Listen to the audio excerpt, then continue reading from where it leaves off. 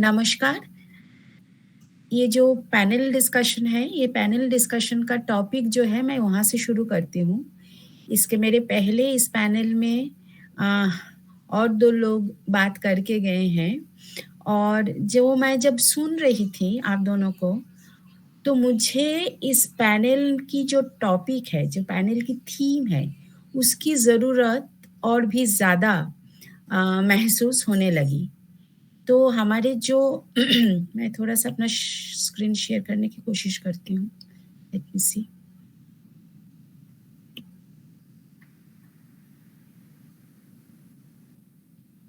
मेरा स्क्रीन दिख रहा है?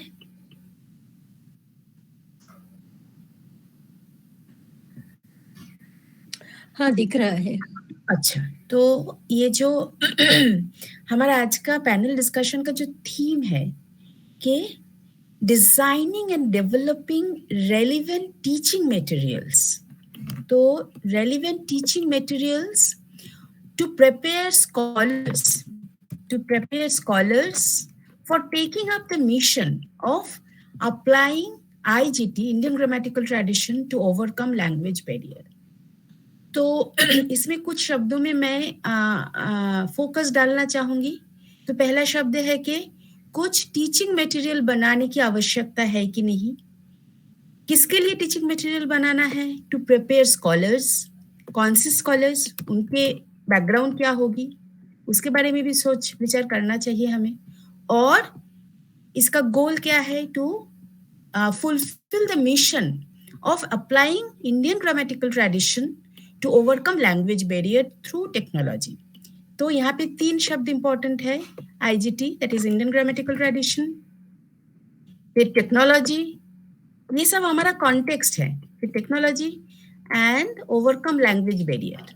तो अगर हम इसको मान ले कि हम इंडियन ग्रामेटिकल ट्रेडिशन और टेक्नोलॉजी को मिला के कुछ करें ताकि जो एक अपरेंट लैंग्वेज बैरियर है कि हाँ सारे भाषाएं बहुत अलग है, एक दूसरे को समझते नहीं है एंड ऑल, इसको ओवरकम करने के लिए अगर हमें लगता है कि ये काम करना जरूरी है, इंडियन ग्रामेटिकल ट्रेडिशन और टेक्नोलॉजी को मिला के, फिर हम किसको तैयार करें इसके लिए? Who are scholars and what would be the teaching materials, relevant teaching materials.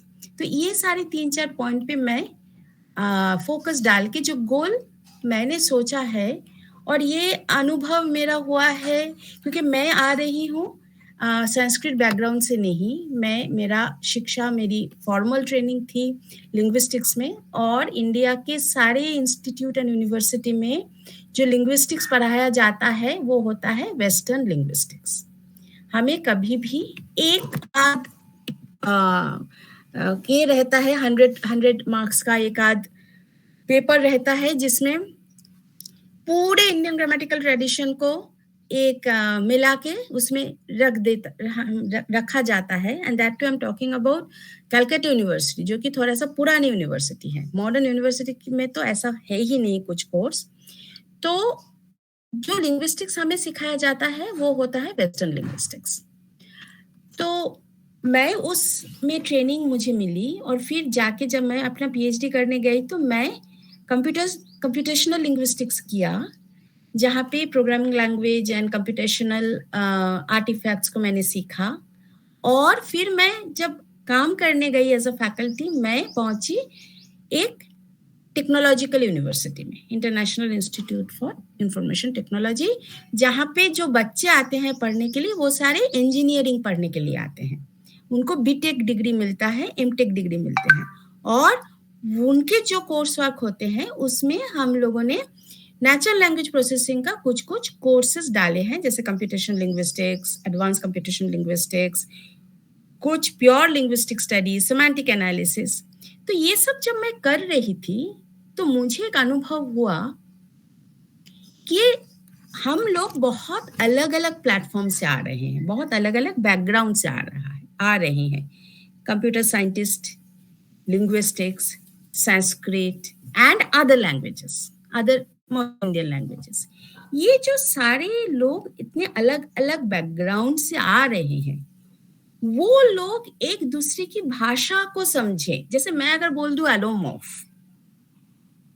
एक कंप्यूटर साइंटिस्ट अगर बोल दे स्यूडो कोड, क्या समझ में आता है एक लिंग्विस्ट को, क्या समझ में आएगा एक संस्कृत स्कॉलर को? वो अगर अपना एक टर्म बोल दे कारक, क्या समझ में आएगा एक कंप्यूटर साइंटिस्ट को? जब तक वो प्लेटफॉर्म नहीं बन रहा है जहां पे उस प्लेटफॉर्म का काम ही खाली ये है कि भाई हम एक दूसरे की भाषा को समझे, तो पहले हम एक दूसरे की भाषा को समझे। नहीं तो मैं हर एक टाइम आप कारक बोलेंगे तो कारक की पूरी डेफिनेशन, पूरी बात को रखेंगे क्या? ये संभव नहीं है।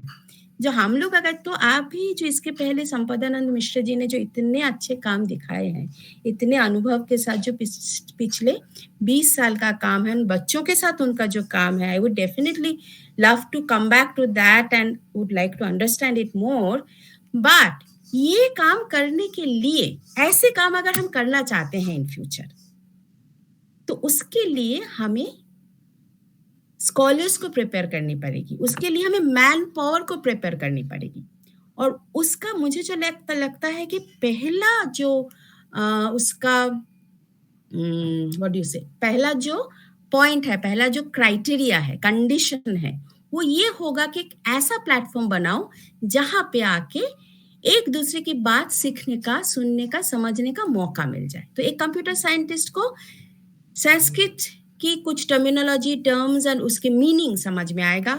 एक संस्कृत स्कॉलर को कंप्यूटेशनल लिंग्विस्टिक्स का, कंप्यूटर साइंस का, नेचुरल लैंग्वेज प्रोसेसिंग का टर्म एंड टर्मिनोलॉजी समझ में आएगा, लिंग्विस्टिक्स का कुछ टर्म एंड टर्मिनोलॉजी समझ में आएगा, और एक लिंग्विस्ट को भी बाकी दूसरे एरिया के टर्म्स एंड टर्मिनोलॉजी समझ में आएगा।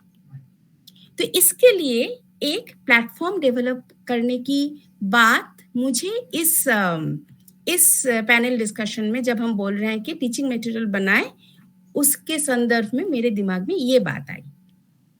अब ये प्लेटफॉर्म बनाने के लिए अगर हमें लगता है कि ये जरूरी है, तो ये प्लेटफॉर्म बनाने के लिए हमें रेलिवेंट टीचिंग मटेरियल प्रिपेयर करनी पड़ेगी, क्योंकि ये नया काम है।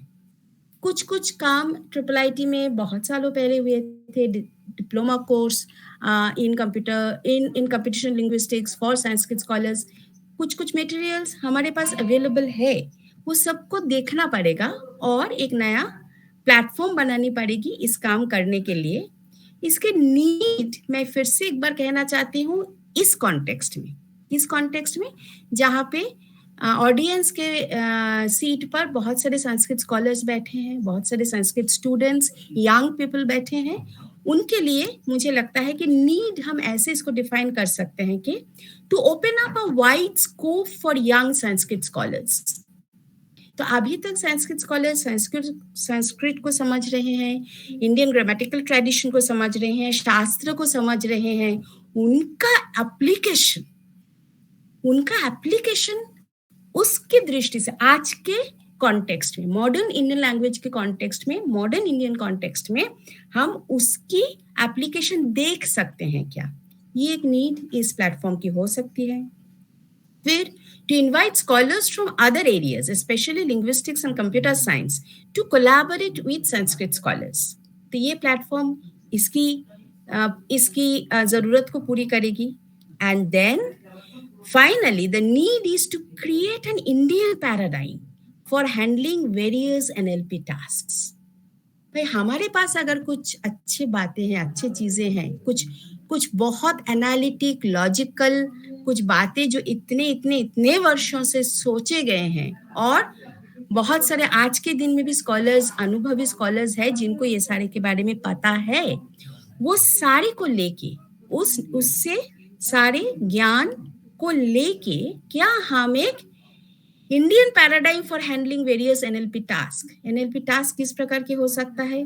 मिशन ट्रांसलेशन हो सकता है, cross lingual question answering system हो सकता है, accessing information given in a not so familiar language हो सकता है, मल्टीलिंगुअल सेंटिमेंटल एनालिसिस हो सकता है, लैंग्वेज एजुकेशन हो सकता है।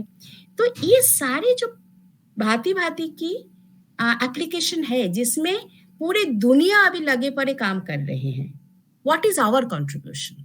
Our means what is a contribution of being an Indian using Indian knowledge system and creating platform to do all this work.